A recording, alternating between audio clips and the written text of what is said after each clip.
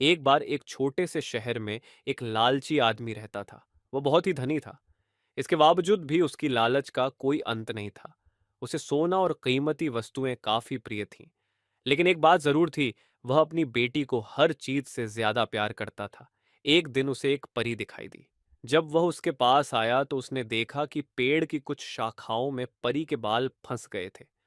उसने उसकी मदद की और परी उन शाखाओं से आजाद हो गई। लेकिन उस लालची आदमी पर उसका लालच हावी हुआ। उसने सोचा, क्यों ना परी से मदद के बदले में इच्छा मांगी जाए, ताकि वह और अमीर बन सके। आदमी ने परी से कहा तो परी उसकी बातें सुनकर उसे एक इच्छा की पूर्ति करने का मौका का दिया। ऐसे में उस लालची आदमी ने कहा, जो कुछ मैं छूऊं वह सब सोना हो जाए। परी ने ऐसा ही किया और उसकी इच्छा पूर्ण कर दी। जब उसकी इच्छा पूर्ण हो गई, तब वह लालची आदमी अपनी पत्नी और बेटी को अपनी इच्छा के बारे में बताने के लिए घर भागा। उसने हर समय पत्थरों और कंकड़ को छूते हुए और उन्हें सोने में परिवर्तित होते देखा, जिसे देखकर वह बहुत ही खुश भी हुआ।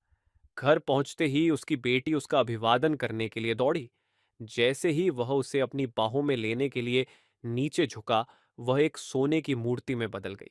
ये पूरी घटना अपने सामने देखते ही उसे अपनी गलती का एहसास हुआ। वह काफी जोर से रोने लगा और अपनी बेटी को वापस लाने की कोशिश करने लगा। उसने परी को खोजने की काफी कोशिश करी, लेकिन वह उसे कहीं पर भी नहीं मिली।